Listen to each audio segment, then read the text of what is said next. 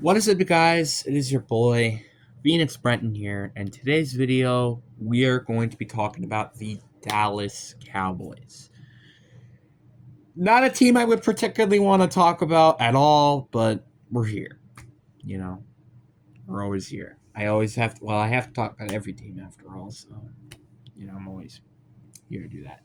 But before we get in today's video, we have a playlist for every team in the NFL for this specific video. So if you want to see your favorite team, let's say for example, the Cowboys, what we're doing right now, they will be on that playlist. And if it's not there yet, it's most likely because of the factor that I just haven't recorded yet. So if you do want to comment your favorite team down below and see what team you want to do, it's always on my recommended list. I will always note that every time.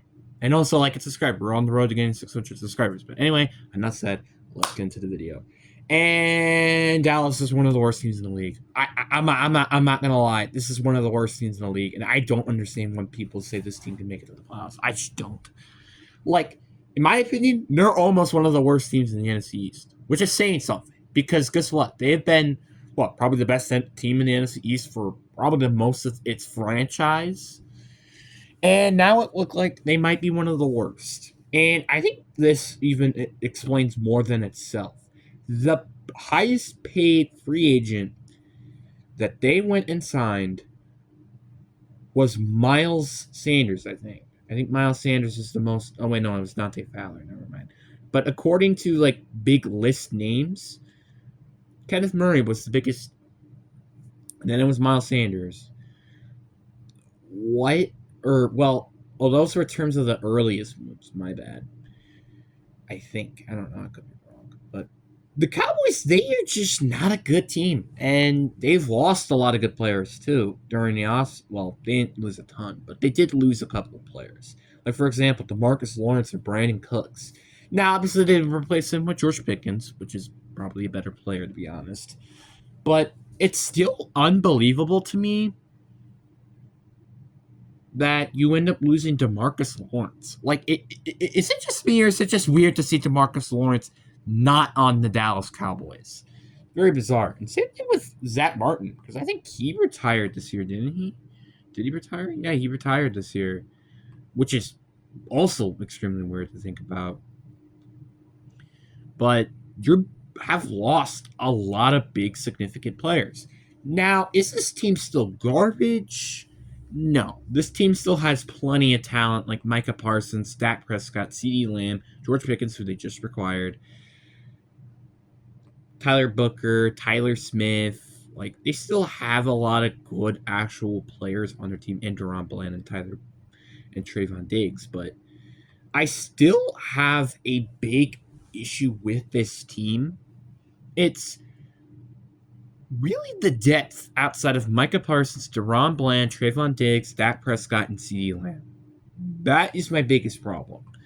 Outside of those, if you completely took rid of those players and put, like, average players on there at those positions, this team is straight up literally garbage. It is straight up garbage. They are not a good team at all. Which is why you're kind of lucky to have those 5 players, huh? Well, not necessarily. Dak Prescott has had injury concerns, which kind of drops CD's production a little bit. Your running back game is just so bad. Like, Javonte Williams, Miles Sanders, do you think those 2 players are going to do anything? They aren't. I don't think that maybe Dante Fowler could do something a little bit, but that's about it. And your linebacking core is just atrocious. If you're not including Micah Parsons as your linebacker, you have DeMarvin Overshow, Jack Sanborn, and Kenneth Murray. Ew. Like, that is disgusting. DeMarvin Overshow did have a decent year last year, but that doesn't mean anything, especially when we're talking about that's probably your best linebacker. I do like your defensive line, but Maisie Smith really needs to break out, though, this year to make that defensive line or help your defense more intimidating. I'm not saying Micah Parsons sucks, for the record. And Dante Fowler did have a good year last year, but my problem is Dante Fowler was with Dan Quinn last year. Who's they have this year? Like what? Brandon Staley or something? I don't know, but they I just don't know how I feel about that. Maisie Smith also needs to improve. He's been a first round pick, and he's proven why he shouldn't have been a first round pick by not having any good productive seasons yet. And Micah Parsons also doesn't shouldn't be doing as much as he's done for this team. I'm just gonna be honest. He's done way too much for this team, and he doesn't deserve all this hate. And their secondary, it's really good. I won't lie. Like, this is probably the best part about their team. Like, you have Donovan Wilson, Malik Hooker, Trayvon Diggs, and Darnell Bland. Like, they have such a good secondary, but kind of atrocious front seven if you remove Micah Parsons. Like, if you completely remove Micah Parsons from that front seven, I'm sorry, that front seven is probably the worst front seven in the league. I am very convinced that is what the case is. And then they have their offense, which, oh god, their offense. I did like the addition of George Pickens. I do think that's probably your best addition through free agency so far. But do you really think that Javonte Williams and Miles Sanders are going to do anything? I highly doubt it. And Javonte Williams barely did anything for a Sean Payton led offense. Why do I expect him to do the same under whatever the frick their Cowboys head coach is named? I don't remember.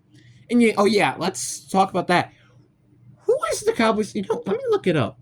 What is the Cowboys head coach again? Isn't it like the former offensive coordinator for the his name is Brian Schottenheimer. Brian Schottenheimer.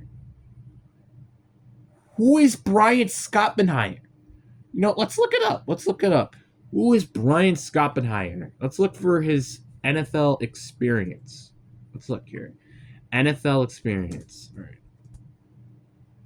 Yeah, NFL experience. Let's see here. Let's see what Google has to say about him.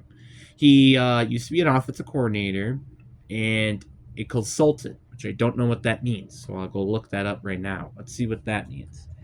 Does that mean that he's garbage and he shouldn't be a head coach? Probably. I didn't mean to do that. I didn't mean to look up Brian Schottenheimer or whatever the frick. I kind of forgot his name already. Brian Schottenheimer. I think that's his name. Let's see here. What does it mean? A professional who provides expert advice or service in a specific field to individuals or organizations. So you're telling me this guy helped with the decisions that have made their franchise go backwards? Oh, so that's fun. You see what I mean? It's just like, I just cannot trust this man. I just simply cannot trust that man. I will never trust that guy ever. And honestly, looking at their offense isn't terrible, but it isn't great.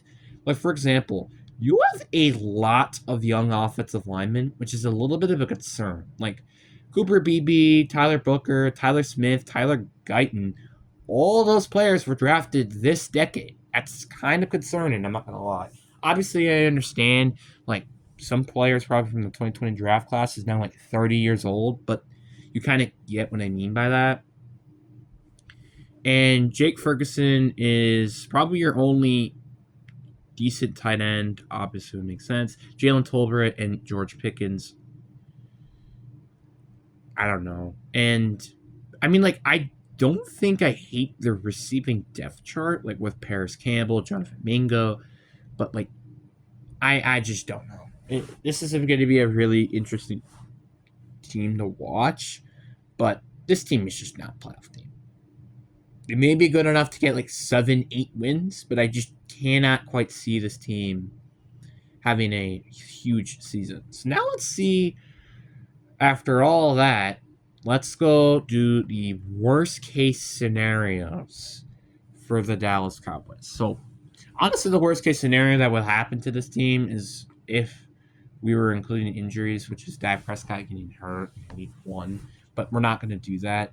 We're just going to go off what this team can probably do. So, week 1, you will obviously lose to the Eagles. I think that's just no matter what, you're going to lose. You will win, and then you will lose again. Then you'll obviously lose to the Packers, which that's going to happen no matter what. You're going to lose to the Jets. Then you're going to lose to the Panthers. I think you can still split the series with the Washington Commanders. Denver will get the win. Arizona's going to get the win on the road. Las Vegas will get that win at home. You'll get swept by Philly. You're going to lose to the Chiefs. Then you're going to lose to the Lions at home. You're going to lose to the Vikings. You're going to lose to the Chargers. You're going to lose to the Washington. And the Giants will also beat you. So, worst case scenario, let's see. What's their record? Their worst case scenario is 2-15. That puts them at basically a contending spot for the first overall pick. Now let's see their best case scenario. You're still going to lose in week 1. You're going to get the win in week 2. You're going to get the win in week 3. You're not going to beat the Packers. I just don't see that happening. You'll beat the Jets on the road. You beat the Panthers on the road. You still will beat the Commanders at home. You'll still lose to Denver on the road. You'll beat Arizona at home. You'll beat the Raiders on the road. I think you will beat Eagles at home. The Chiefs will still beat you on the road, though. Lions will beat you at home. The Vikings will still beat you, even if you're at home. I think you can beat the Chargers when you're at home, and then you're going to lose your final 2 games. So your best case scenario, I gave you a 9-8. You get a 9-8. So I guess you technically can compete if I just give you your best case scenario. Again, I just do not see this team doing anything good this year. I just personally don't. Worst case scenario, you get the first overall pick, which I actually don't even see that being your worst case scenario. Your best case scenario, you're 9-8, and you might get like a 7th seed of the playoffs or just miss the playoffs. It just doesn't seem like a win-win scenario. Like, I'm just gonna be honest, fam. It just isn't a win-win scenario. I don't hate their team. I just think the division that they're in, it's very not easy. Like, the Giants, I think, are going to definitely do better than what they did last year. The Commanders are going to try to look at going to a Super Bowl probably this year. And the Eagles are going to look to repeat. You kind of get what I mean there? It's very, very tough for them to do anything. But anyways, guys, I really do hope you guys enjoyed this video. Deuces.